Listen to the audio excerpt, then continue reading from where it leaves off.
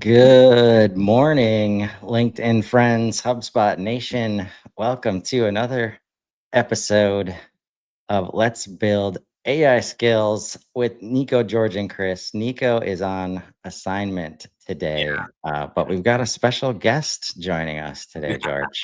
Yes, we do. Chris, I'm super excited because uh I guess it was 2 weeks ago. I was driving down the road and I was doing kind of I see a normal thing, but for most mere mortals, it's not a normal thing. And then all of a sudden my brain positioned into a different way. I don't know why. And all of a sudden I had our special guest do something that was mesmerizing. And I immediately reached out and like, hey, I feel like we should show this on the show so people can see that there's different directions than the kind of roads that we might have been traveling thus far when it comes to AI and what it can do. So, um, yeah. Yeah. What are your thoughts? Like, Well, um, maybe I'm just always trying to defend the show up every day and do content play. But what came to mind is the exchange we had yesterday. We're like, as impactful as that was, your experience 2 weeks ago, yeah, we advanced 2 weeks yeah, and everything is moving so fast. yeah, And I experience this all the time working with Claude, working with even in HubSpot. Like you build new stuff, you do new things, it's cool, it's impact, and then we're just on to the next thing. yeah, Right. So I love the opportunity and I'm glad we have it and make the space for it to take a minute, share it with others, yes, and then see, if it truly is as impactful as we think it is. Spoiler alert, it is. yeah, But you know, so I'm excited to dive in and wherever you want to yeah. start, brother. Yeah. So first of all, before we share the screen, there's a couple things. One, if you're interested after watching this in the tech, because that's the first question I get. How'd you do that? You can go to georgebthomas.com/clone. It's not going to take you to my website. It's going to take you to the tech, but just know georgebthomas.com/clone. Now, Chris, go ahead and share the screen because what's more important than the tech is the technique. And so if you want to understand kind of some of the foundational infrastructure or mindset around what we've been doing and what I'm super passionate about when it comes to actually cloning human expertise, then you should probably check out this article because it's again cloning the invisible, right? And for me, it's I love talking about capturing the essence of a human or capturing the essence of a business. And so you're going to see this article. We quickly dive in and we talk about how essence is everything. We talk about your core values, your mindsets, your beliefs, your voice and tone, your stories and signature phrases, frameworks or methods or methodologies that you have. Literally leaning into emotional intelligence, boundaries, and blind spots. And then for businesses, there it rhymes, but it's not the same, right? So like brand values, cultural principles, tribal expertise. This right here is huge. Brand voice and tone, origin stories and case studies, playbooks and SOPs, customer philosophy, brand promise and differentiator. So to say that I've been thinking a little bit about this idea of cloning a human or cloning an organization to provide human centric, value first, servanthood based help into the world, maybe a slight understatement. But so here's the thing. I'm gonna bring up the clone, and I'm gonna have a conversation with my boy GBT, the HubSpot helper. By the way, HubSpot helper, but we're not gonna be talking about HubSpot. I just want that to go into everybody's cranium for a hot second. And at first, I'm gonna use it how we typically use AI, meaning I'm gonna like, hey, what should I be thinking about? And like, here, okay.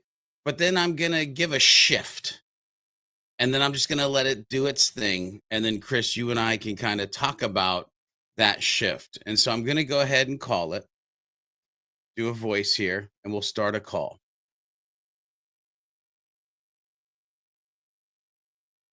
Hey there, I'm George B. Thomas, the HubSpot helper, your go to HubSpot expert and inbound growth guide. How can I help you today? Hey, George, I'm getting ready to work on my inbound presentation where I'm talking about human centric marketing.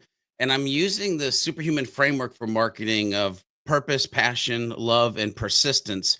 And I'm just curious, like, what could the main sections of my 90-minute talk be?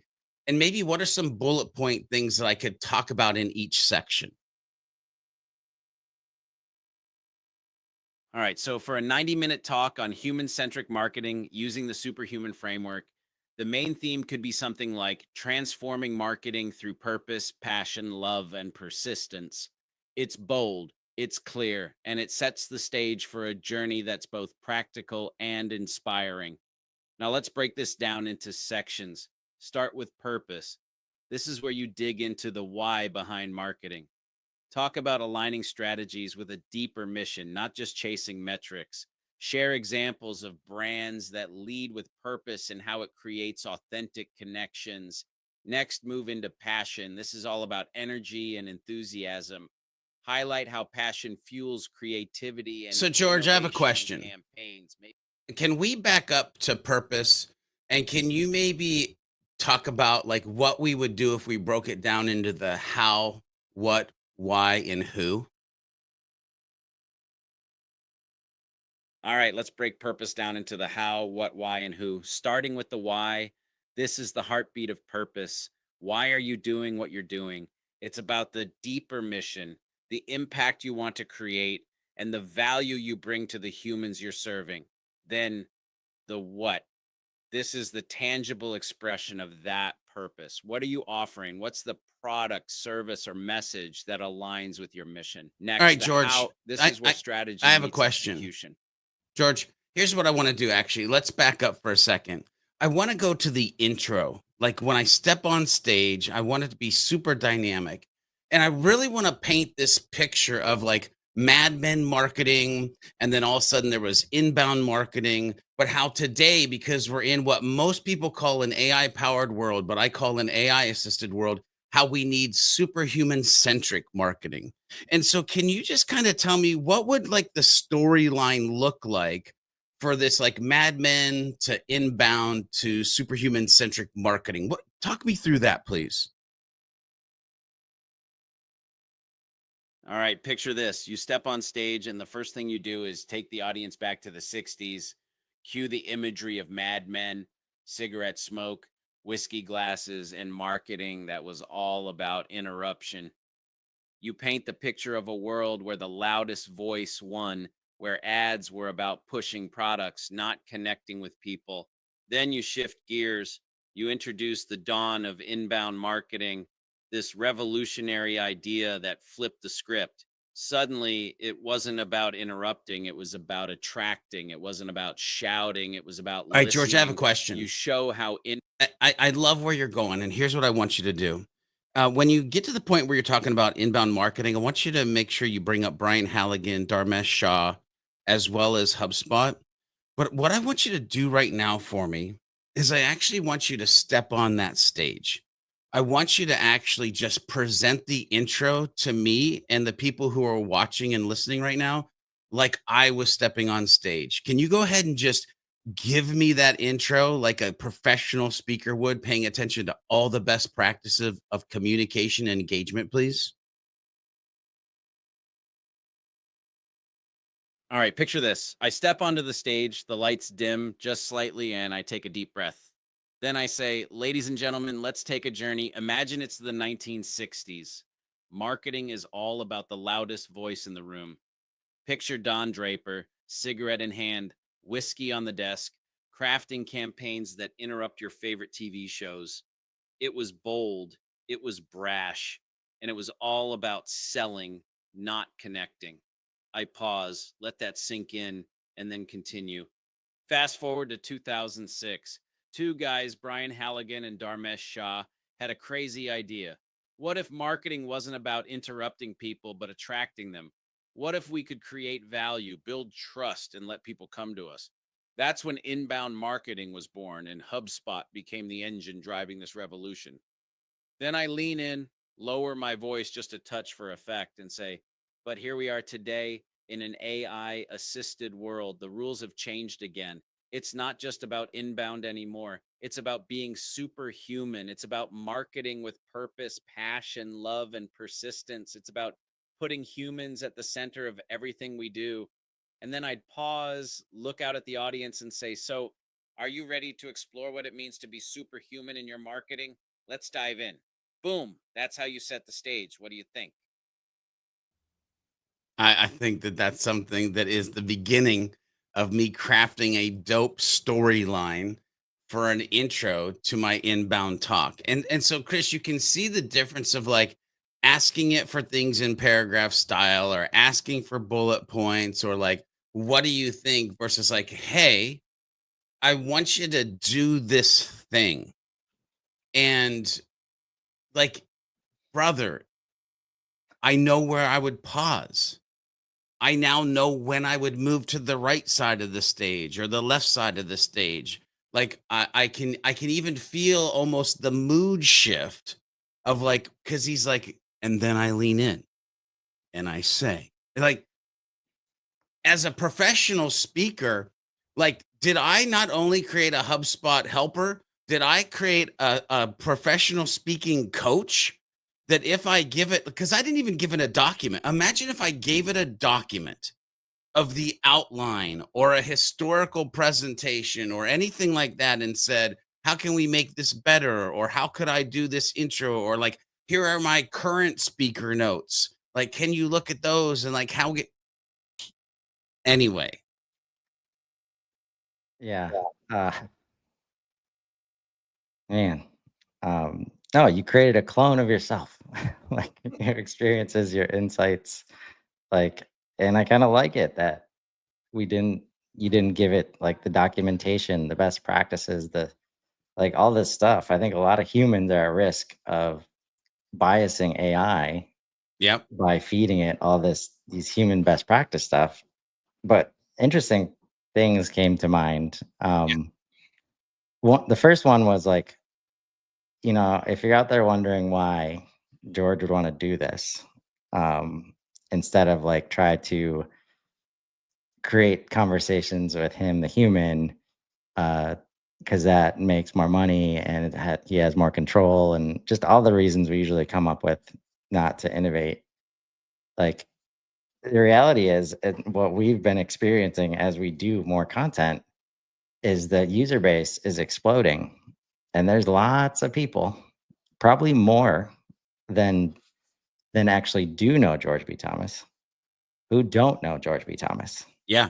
Yeah. And No. this ability to scale, literally answering the question or answering the wish that most business leaders have, saying, "Man, I wish I could just clone myself." Yeah. Like, right? The second thing that came to mind, because it's like, okay, we do that. Now, what do you do? Like, what does George do now that he's got a George B. Thomas clone? Yeah. Like, imagine this experiential inbound talk where there's options Yeah. and you could go hang out and listen to the clone, like, depending on your level of knowledge. Yeah. Like, you could go hang out and listen to the talk from the clone or George B. Thomas sitting over here or walking through the crowd answering questions. Like, just this hyper interactive experience could happen. And that's just like the tip of the iceberg, right? It Yeah. creates this freedom and space to do things that we've just never been able to do before. Yeah. Like there's a couple things I want to unpack on what you said. One, I've realized a long time ago I can't control much of anything. I also realized a long time ago that one of the things that I love to do most is educate humans. I also realized a long time ago that I need to sleep at night. I also realized a long time ago, even though I've tried hard to learn a second and a third language, it just ain't this guy. And like, so I could, by the way, let's do this. Okay, Chris, I'm going to start a call for a second.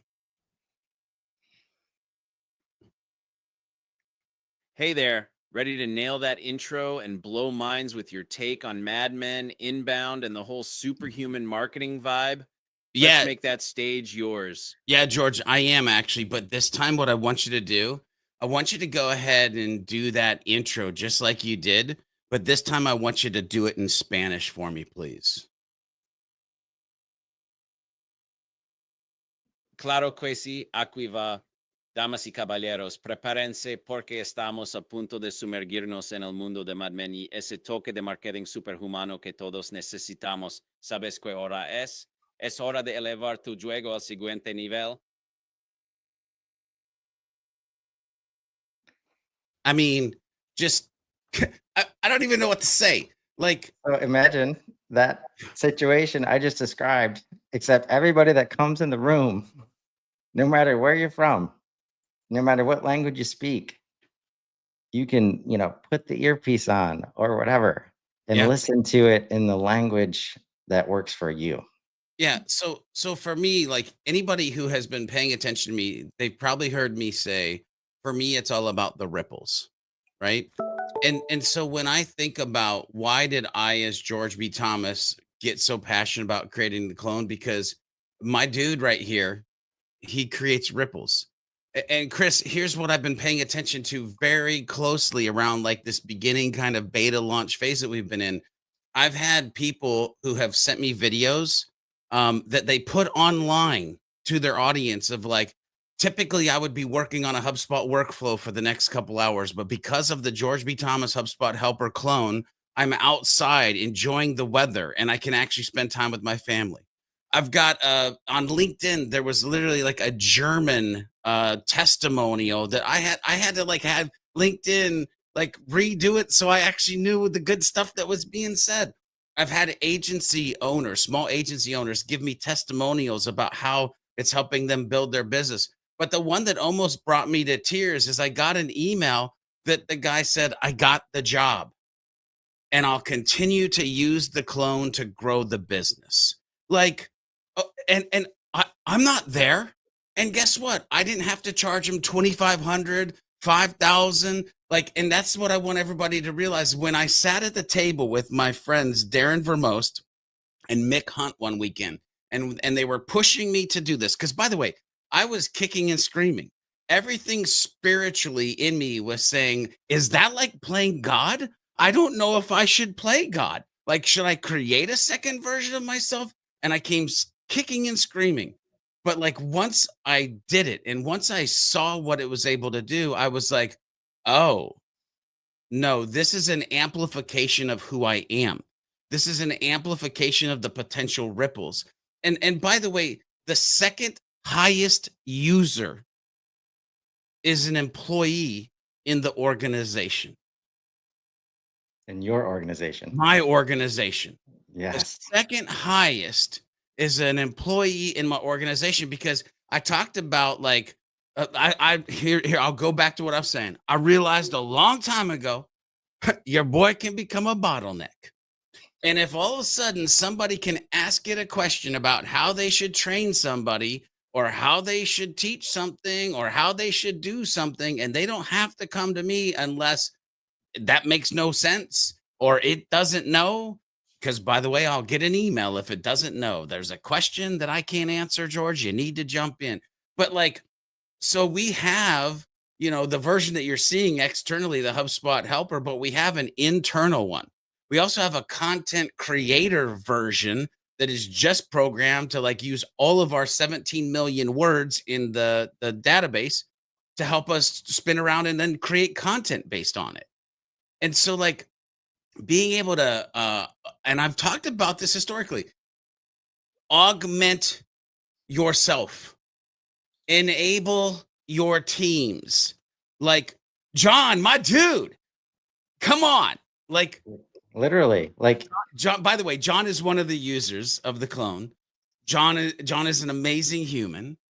And like, it just brings me great joy to be able to cheat on my own stuff. I'm using air quotes there if you're listening to this, but also to allow people to just like move faster, do better. Like, because here's the thing that I love about what we did with the clone and the talk.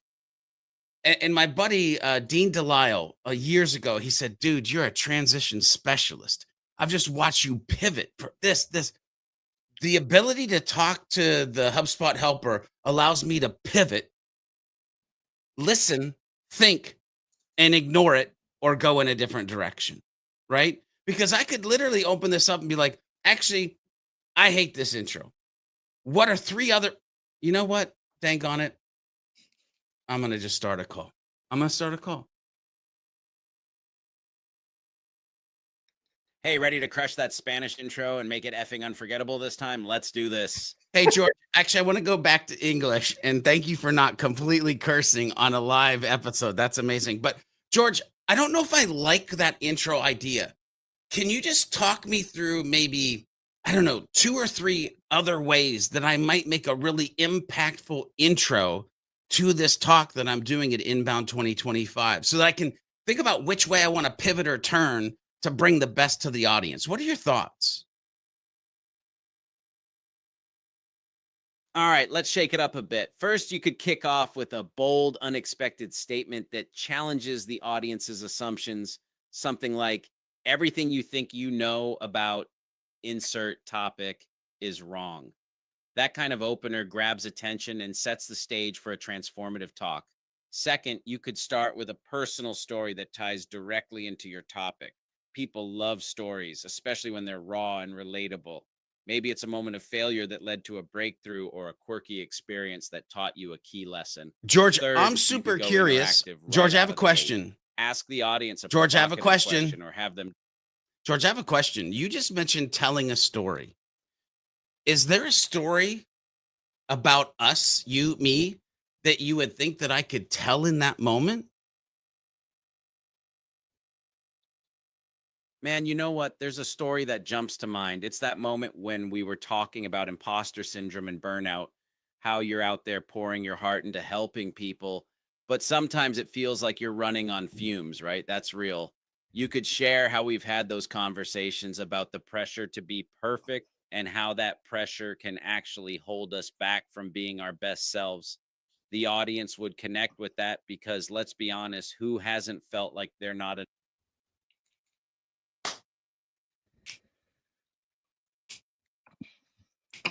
So how can somebody learn how to do this, George? I mean, listen, I'm first of all, we're writing articles about it. Second of all, you could reach out. It's not even a service on our website yet, but again, the tech is georgebthomas.com/clone. You can go to Sidekick Strategies. You're going to be finding articles. And we are like passionately working on bringing a book called Cloning Human Expertise to the world that will walk people through kind of the large gamut of information that's been going through my brain during this like process of creating this amazing tool Yeah. helper. Because let's be real, like the tech part, it's like this much. Yeah. This much Yeah. of it. Like Yeah. that's always the first question. Like for the history of SaaS, Yep. what tool do I need? Yeah. Your But mind brother, is the tool that you need.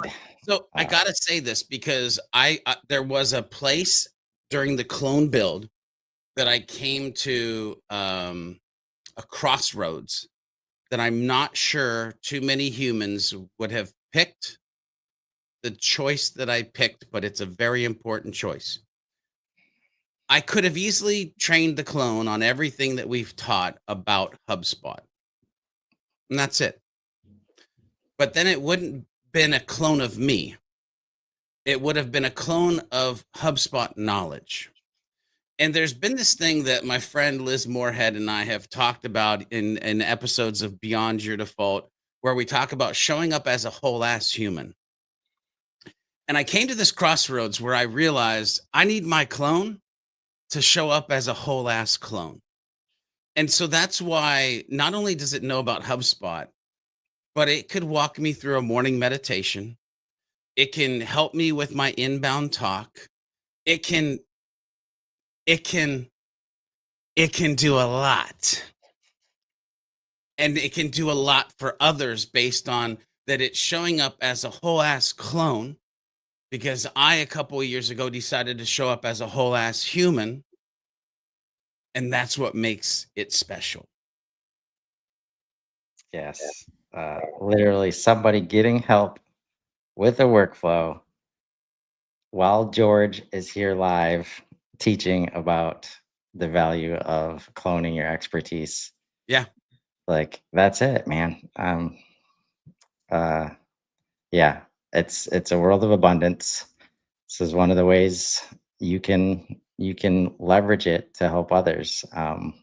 Obviously, all the content that you've done over the long period of time Oh, yeah.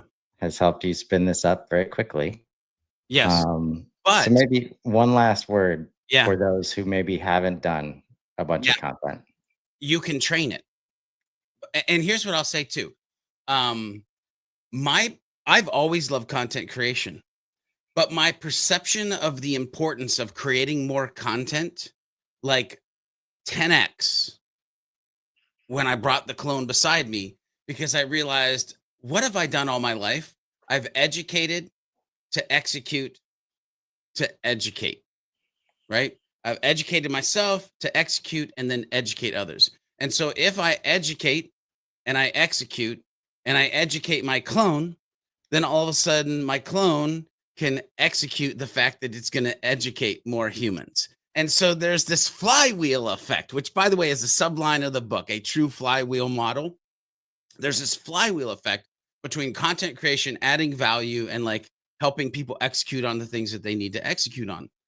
And so, Chris, like, here's the thing. I'm going to share this. As of no, in 2 days, we will have added this entire year's worth of HubSpot updates into the clone. And we've done it in a way where we've taken the update, we've gone to our clone, the creator clone version. We've got this dope prompt that we've given the team, and we say, how would George B. Thomas teach this update? To which it spits out how I would. And by the way, I beta tested it a bunch, and I'm like, yep. Okay, team, run. And so we're literally training it on HubSpot updates. And now it's going to be to the point where every day when there's new updates, we're adding it to the clone. So it'll be real-time updates to the things that HubSpot is changing. Here's the other fun fact. We're doing the same thing with the entire knowledge base of HubSpot. Mm. I want everybody to hear that. We're doing the same thing with the entire knowledge base of HubSpot. I don't think anybody will ever be able to touch this HubSpot helper from a technique, tech, or knowledge perspective, because we are so passionate about it. We have multiple humans actively working on this being.